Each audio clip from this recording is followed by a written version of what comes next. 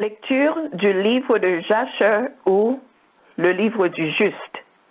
Lecture de la section Vayesheb, livre de la Genèse. Chapitre 48.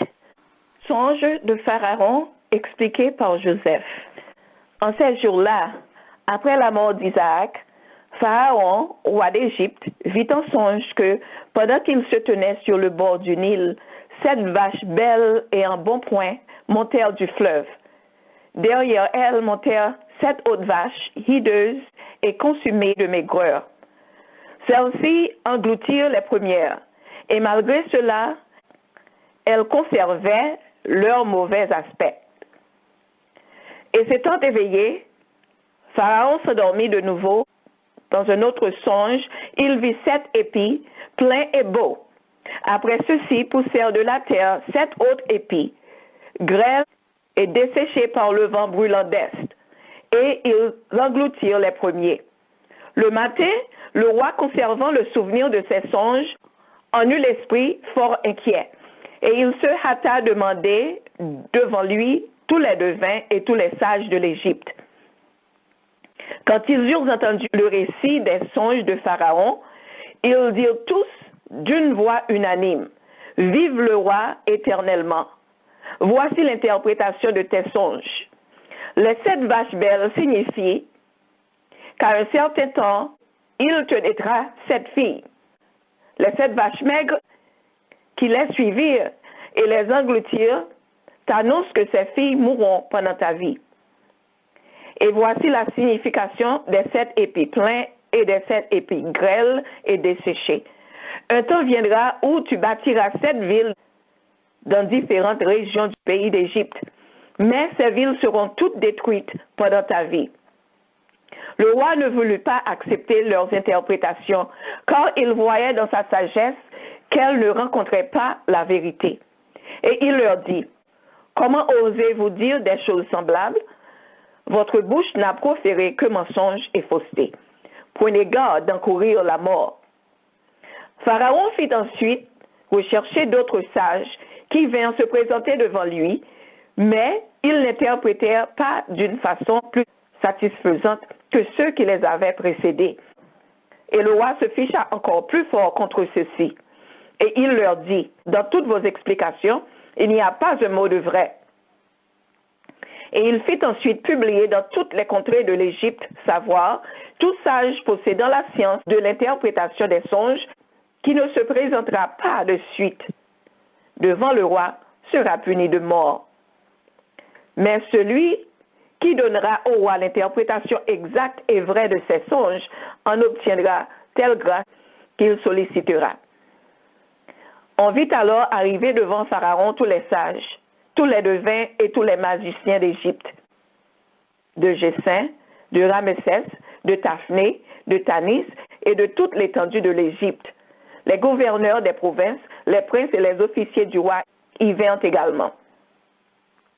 Quand le roi leur eut raconté ses songes, tous furent frappés de stupeur, tant ces visions leur parurent étranges. Or, les sages se partagèrent en plusieurs opinions, touchant les sens des songes du roi. Les uns disaient: « Les 7 vaches belles sont 7 rois de la race de Pharaon, qui régneront en Égypte. Les 7 mauvaises vaches sont 7 princes qui se lèveront contre eux et les feront périr. Les 7 épis sont les 7 grands chefs de l'Égypte qui, dans une guerre intestine, tomberont au pouvoir de 7 chefs, leurs inférieurs. » D'autres expliquaient en ce sens: « Les 7 vaches belles sont les 7 forteresses de l'Égypte, et les 7 mauvaises vaches sont les 7 nations du pays de Canaan, lesquelles viendront les attaquer à la fin des jours et les détruiront. Les 7 épis de 2 qualités annoncent que ta postérité récupérera le trône de l'Égypte et se tournera avec tous les habitants de ce pays contre les Cananéens des 7 villes plus puissants qu'eux et les déferont. » D'autres disaient: « Voici, ô roi, l'interprétation de tes songes. Les 7 vaches belles sont 7 reines que tu épouseras dans les jours à venir, et les 7 mauvaises vaches signifient qu'elles mourront toutes pendant ta vie. Les 7 épis bons et les 7 mauvais annoncent 14 fils que tu auras. Dans la suite des jours, ils se battront entre eux, et les 7 plus faibles tueront les 7 plus forts. D'autres en fait exposaient devant le roi cette interprétation. Les 7 belles vaches sont 7 fils que tu auras, et qui, à la fin de certain nombre de jours, seront mis à mort par 7 de tes chefs. Les 7 épis beaux de ton deuxième songe sont ces mêmes chefs, qui, dans la suite, seront vaincus et mis à mort par 7 chefs moins forts qu'eux. Ces chefs s'armeront pour venger tes fils et feront retourner à ta race la couronne d'Égypte.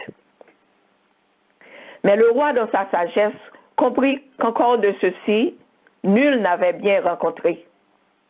Et Jéhovah avait ainsi égaré l'esprit des plus sages de l'Égypte, afin de tirer Joseph de la prison et de l'élever en gloire dans le pays qui se vantait de sa science.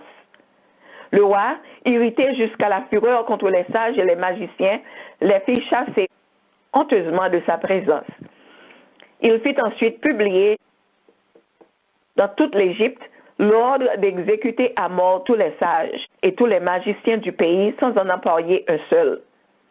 Alors les officiers de la garde du roi tirèrent partout l'épée et se mirent à les frapper.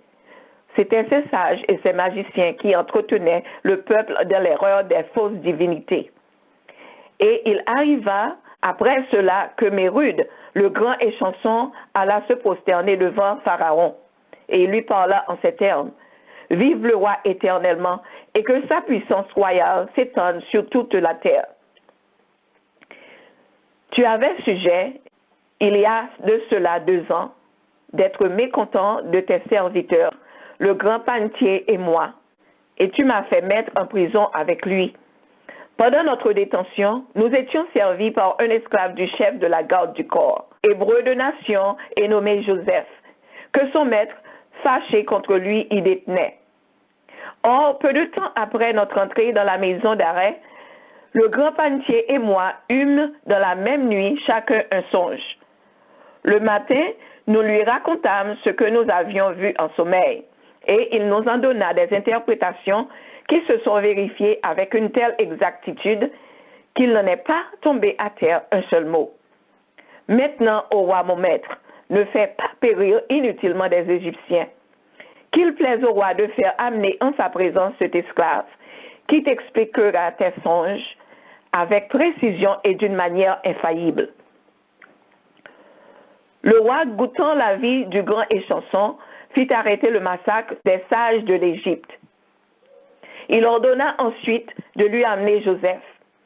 Et il dit à ses officiers: Usez de ménagement et ne lui causez pas de surprise, de peur que son esprit ne soit troublé, car il serait interdit et ne pourrait parler devant moi avec calme et réflexion.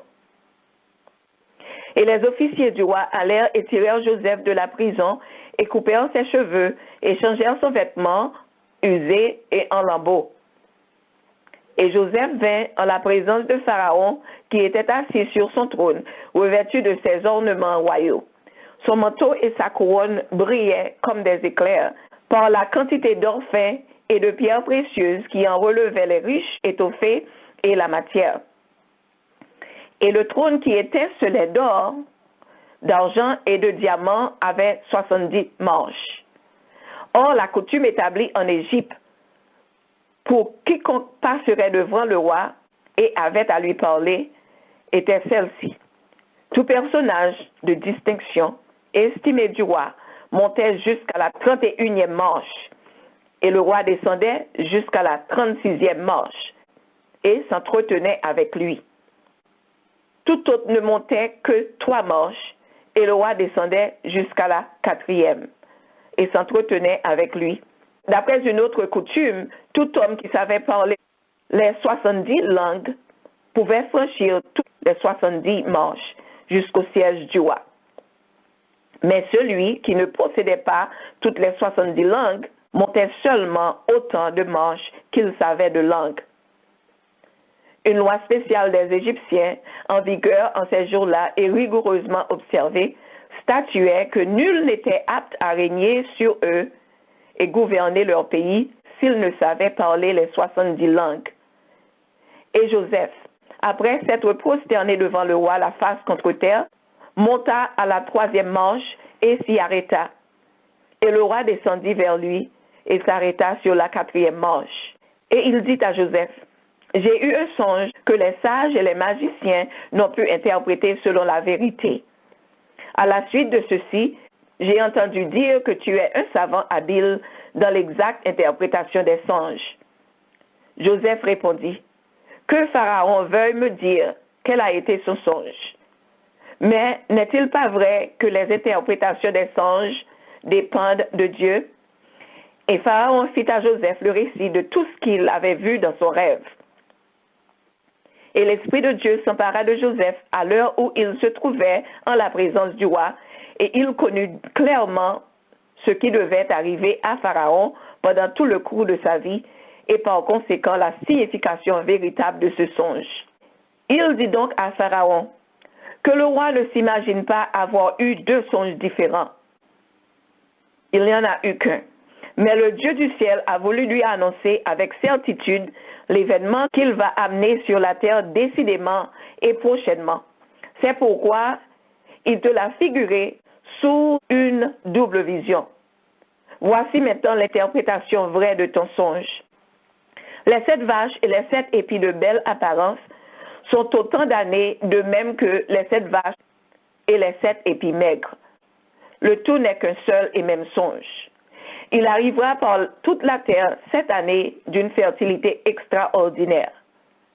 Mais elles seront suivies immédiatement d'autant d'années d'une stérilité désolante, autant que la famine fera périr les habitants de beaucoup de pays. Occupe-toi de trouver dans tes états un homme bien prudent, bien sage, expert dans la conduite de la chose publique, afin de le charger de l'administration de ton pays. Cet homme nommera des intendants chargés d'amasser sous ses ordres dans tes greniers de grandes provisions de blé durant les 7 années d'abondance, et ils les conserveront pour les années de famine. De même que par ton ordre, chaque habitant de tes États mette en réserve, pendant les 7 années d'abondance, une certaine quantité de la récolte de ses champs, et qu'il la garde dans ses greniers pour lui servir de ressources pendant les jours de famine. Le roi se prit à questionner Joseph. « Qui sait et qui pourrait m'assurer que tes paroles rencontreront le vrai point? » Joseph répondit, « Dieu permet que je te donne un signe de l'accomplissement de ma prédiction et de la bonté de mon conseil. Voici que ton épouse ressent en ce moment les douleurs de l'enfantement, et elle te donnera un fils, et tu en auras de la joie. Et au même temps où cet enfant sortira du sein de sa mère, ton fils aîné qui a 2 ans, et en plein de santé expirera. Mais l'enfant qui naîtra aujourd'hui calmera le chagrin que te causera cette mort. » Après avoir prononcé ces paroles, Joseph se prosterna devant le roi et se retira. À peine Joseph fut-il sorti de la présence de Pharaon que se vérifia le signe qu'il lui avait donné. La reine accoucha de fils, dont la naissance combla de joie le roi. Mais à la même heure, le palais fut rempli de consternation et de cris lamentables, car on y trouva le fils aîné de Pharaon étendu inanimé sur le sol d'une chambre. Les serviteurs du roi lui annoncèrent avec crainte l'effroyable accident, mais sa douleur fut tempérée par la pensée qu'il lui est né un autre fils. Et Pharaon reconnut la véracité de toutes les paroles de Joseph.